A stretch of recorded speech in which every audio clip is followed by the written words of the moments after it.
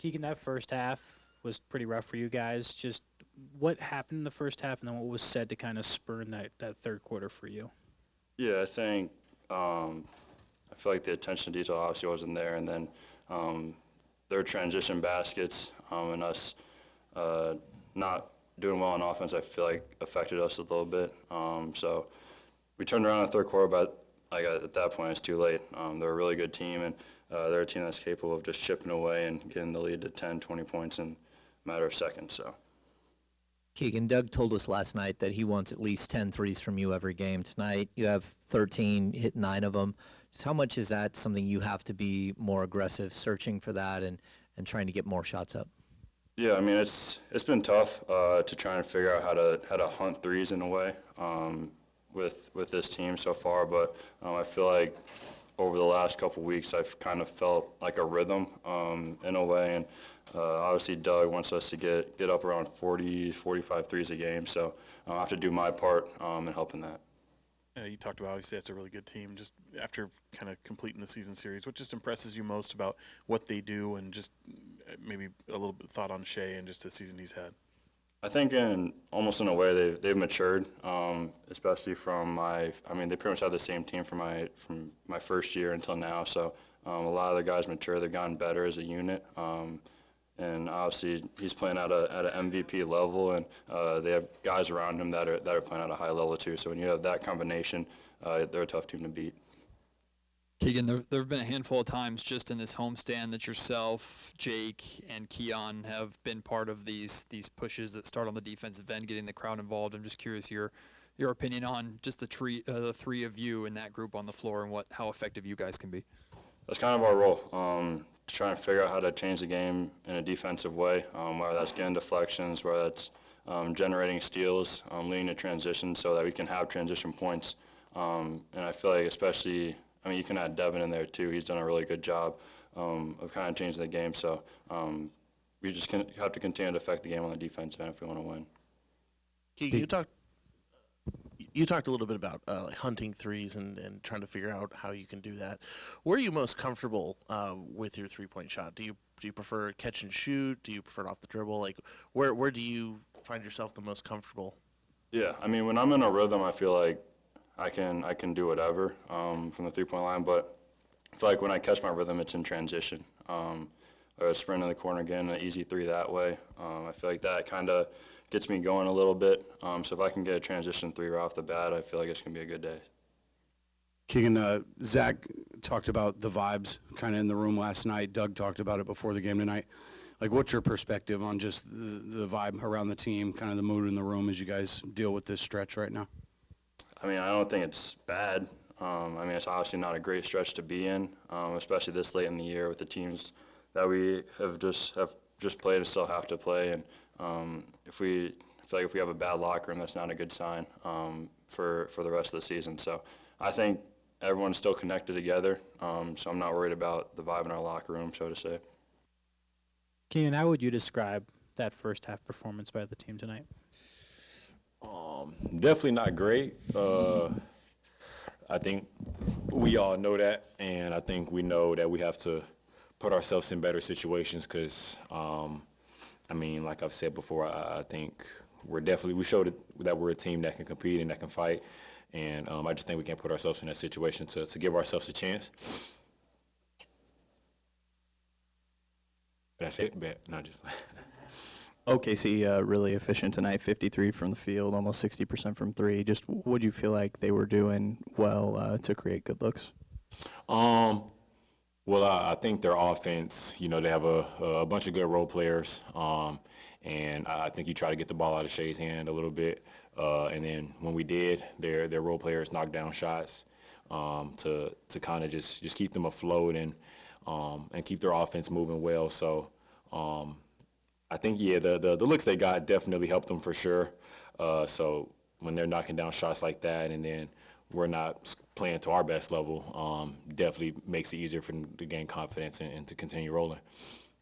Keon, just during this homestand, lineups featuring yourself, Keegan, Jake, Keegan even threw in Devin in that too. It seems like you guys are having a lot of success kind of building energy, especially on the defensive end, getting the crowd involved. Just curious your opinion or thoughts on that group and the four of you and the impact that you guys have been able to make during this homestand. I mean, we all know that we're energy guys, glue guys, come in and try to bring the spark, whether that's, continue whatever the starting five is doing, or just try to help bring us back and get some energy going. So we know that's our job, so we just try to come in and do that to the best of our abilities, and try to keep the game simple, not try to overdo anything and just make all the hustle plays, and just fly around and just try to keep the energy up and have our effect on the game. Keon, for this particular game, you guys only scored 20 points in the paint. What was the cause of that? Was Hartenstein and Chet Holmgren, pretty much affected that?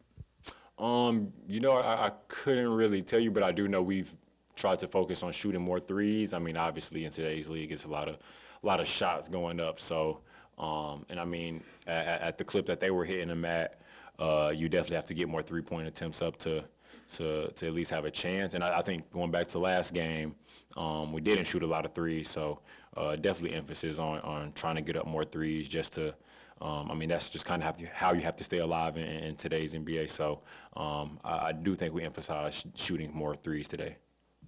48 threes, 32 assists. I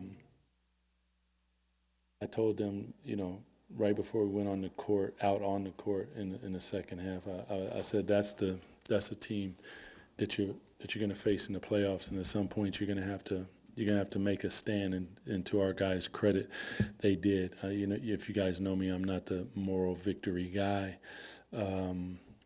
but there is a good team in our locker room, and they're trying to find their way, and they're trying to find their rhythm. And they continue to fight, and I appreciate that. It doesn't feel good right now, but once they get that rhythm, watch out.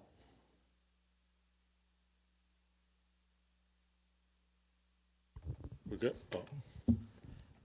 Yeah, Doug, you got the 48 threes you're looking for tonight, Yep. 23 makes. Keegan just looked like he was a player from a couple of years ago. How important is it in this last stretch of games, his last 11, to get him rolling and to make sure that that's the player he goes into the offseason as?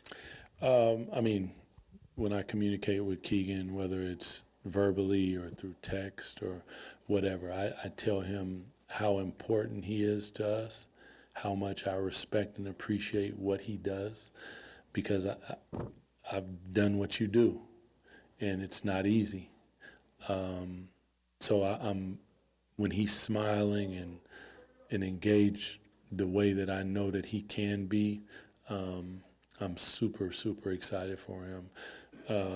This is going to be an important offseason for him once that time comes, to grow and to continue to evolve. But I think he's in a good place, and I try to make sure he understands how important he is.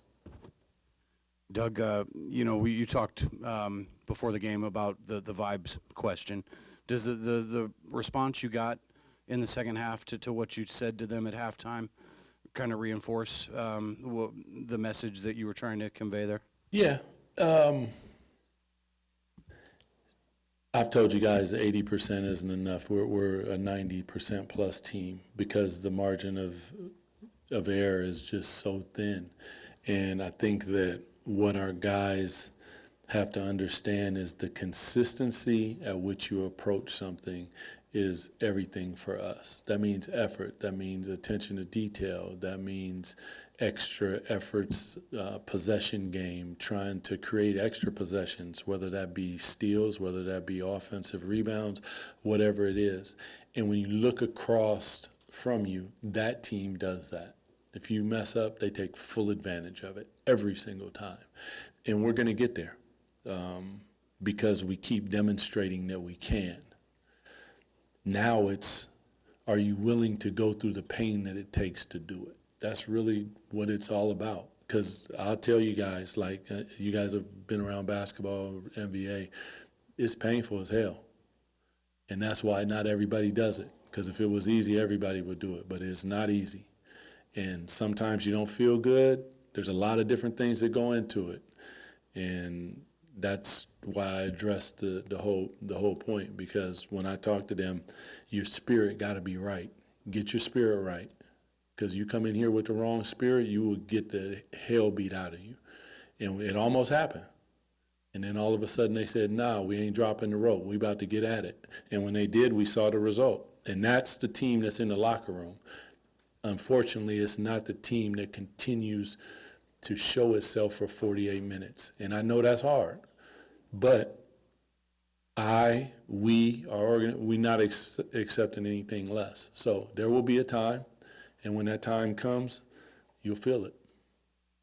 Doug, there have been a number of occasions just during this homestand where a lineup featuring a combination of Keegan and Keon and Jake and even Devin have sparked the crowd, gotten the energy on the defensive end, and that's led to some of these pushes and these comebacks and runs.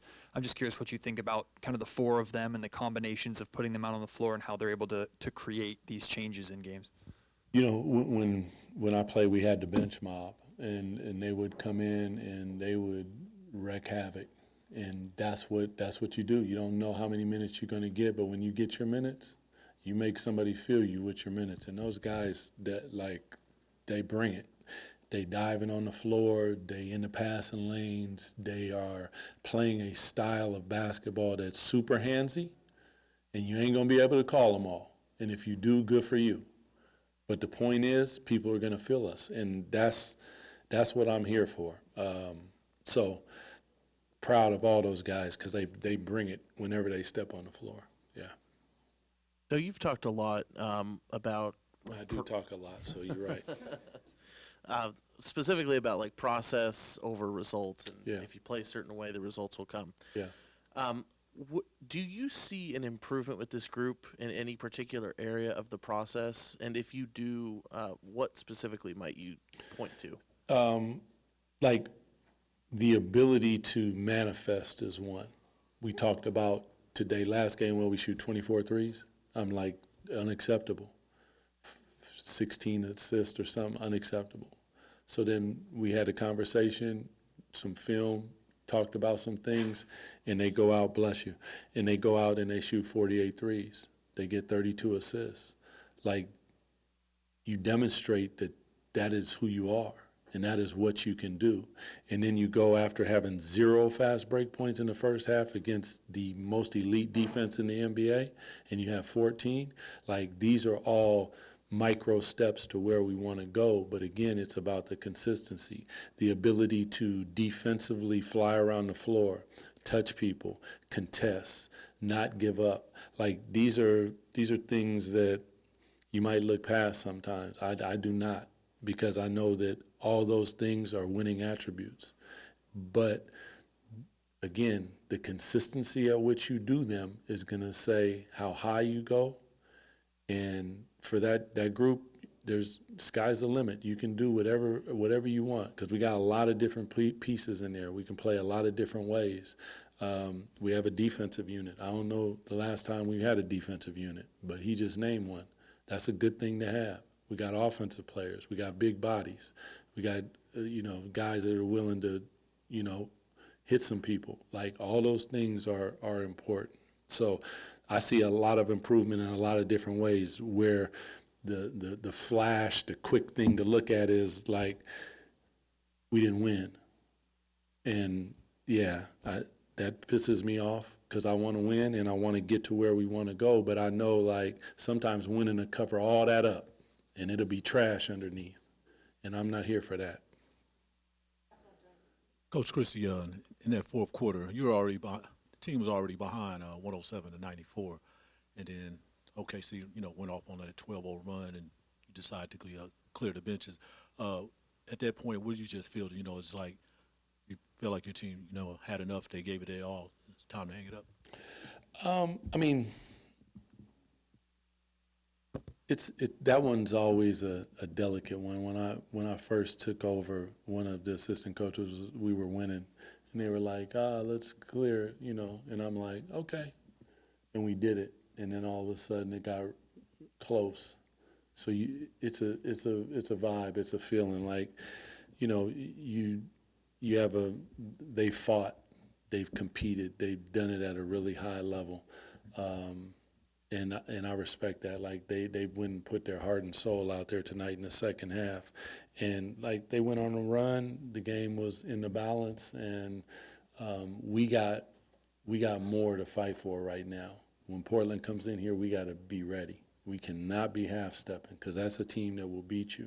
So it's more about us making sure that everybody is healthy, no mishaps. Can you keep fighting to the end? Yeah. You can, and the group that we put in did. Doug came in and did what Doug does. He hit buckets. So it's a tough call because I'm one that wants to be bloody till the end. But at the same time, I gotta understand and respect our guys, and have a bigger view of what this is the 360-degree view, not just the personal. I want to keep fighting, and they will fight. I know that. And I think that, and I hope that all of our fans felt that. Is there more? There is, and we will bring you more.